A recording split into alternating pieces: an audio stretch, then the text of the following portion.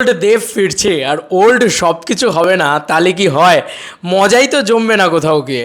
তো অলরেডি এখন একটা বিগেস্ট এক্সক্লুসিভ আপডেট তোমাদেরকে দিতে চলেছি বন্ধুরা। অলরেডি সঙ্গীত বাংলায় চলবে টেক্কার গান। Hey guys, welcome to my channel. আমি মহারাজার। এখন আমরা এই বিষয়টাকে নিয়ে সুপার এক্সক্লুসিভলি কথা বলবো। জাস্ট আমাকে আমার সাবস্ক্রাইবার্সরা আমাকে মেসেজে লিখেছে বা কমেন্টসে লিখেছে, সেখান থেকেই কিন্তু আমি আরও বেশি করে জানতে পেরেছি। জানতে পারার দরুন কিন্তু আরও বেশি করে এই ধরনের ভিডিওটা বানানোর সাহস করতে পারছি। সত্যি আপডেটটা এখন অফিসিয়াল না হলে আমি দিতেই পারতাম না বন্ধুরা। অলরেডি টুইটারে যাও, টুইটারে গিয়ে দেখো সঙ্গীত বাংলা নিজের এতে কিন্তু অলরেডি এটা পোস্ট করে দিয়েছে। ইয়েস, মানে সঙ্গীত বাংলার যে অফিসিয়াল সাইট আছে সেখানে কিন্তু অফিসিয়ালি পোস্ট করে দেওয়া হয়েছে এই যে পুরো বিষয়টা সম্পর্কে। যে সঙ্গীত বাংলার ভিতরে কিন্তু অলরেডি আমি তোমাদেরকে দেখাতে পারছি এটা। এই দেখো 3 ঘন্টা আগে সঙ্গীত বাংলা পোস্ট করে রুক্মিণীদির পোস্টারটাকে নিয়ে। সঙ্গীত বাংলার পোস্ট করা মানে কিন্তু এসবিএফের একটা হিউজ সাপোর্ট থাকা। এসবিএফ সিনেমাসে কিন্তু ভরে এই সিনেমাটা আসছে, এটা বোঝা যাচ্ছে, দেখা যাচ্ছে কোথাও গিয়ে। এবং এটা দেখেও ভালো লাগছে, ভীষণ ভালো লাগছে যে রুক্মিণীদির পোস্টারটা দিয়ে সঙ্গীত বাংলা সেম লাইনটা লিখেছে। তার মানে এইটুকু কোথাও গিয়ে মনে হচ্ছে যে সঙ্গীত বাংলা চ্যানেলটাতে কিন্তু টেক্কার গান, টেক্কার টিজার, টেক্কার ট্রেলার ইত্যাদি দিয়ে টেক্কার একটা প্রমোশন কিন্তু হবে। মানে আমরা ওল্ড দেবকে ঠিক যেভাবে পেতাম বা যেভাবে পেয়ে এসছি এতদিন ধরে, যে দেবদার সিনেমা মানেই সঙ্গীত বাংলায় গান চলবে, দেবদার সিনেমা মানেই সেটা সঙ্গীত বাংলায় প্রমোশন হবে, এটা তো আমাদের ছোটোবেলা, এটাই তো আমরা পেয়েছি। আর দাদা যখন কমার্শিয়ালি কামব্যাক করছে, দাদা যখন খাদান দিয়ে কামব্যাক করছে, তখন এরকম কিছুই তো হওয়ার বাকি ছিল, আর সেটাই কিন্তু হলো কোথাও গিয়ে বলতে গেলে। এটার থেকে বড় খুশির মুহূর্ত, এটার থেকে বড় আনন্দের মুহূর্ত আর হয়তো নেই।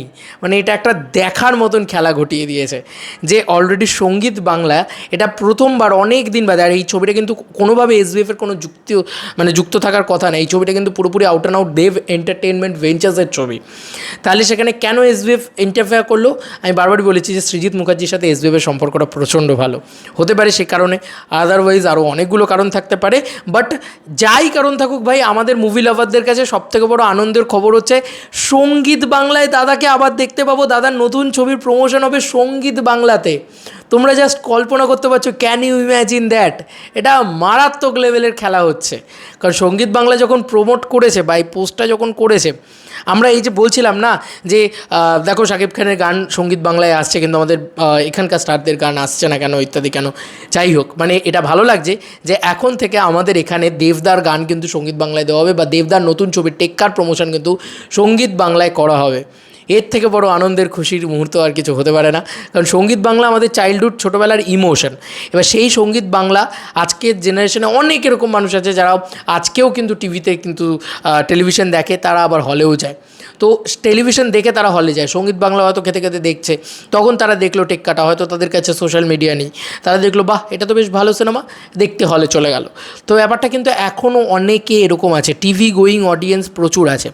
তাই আমার মনে হয় যে সঙ্গীত বাংলা রিলিজের যে অপশানটা, এটা আমার হেভি লেগেছে। মানে সঙ্গীত বাংলা এটা করবে, আমি সত্যি কথা বলছি, আমি মানে জাস্ট ভাবতে পারিনি।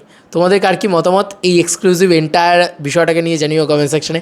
দেবদা আসছে বলে কথা, বছরের সব ধামাকা বোধহয় এই টাইমটাতেই চলে আসবে, এই অক্টোবর, নভেম্বর, ডিসেম্বর। আর বলা যায় সেপ্টেম্বর, অক্টোবর, নভেম্বর, ডিসেম্বর 4টে মাস দেবদার মাস। মানে 2024-এর 4টে মাস দেবদাকে নাম।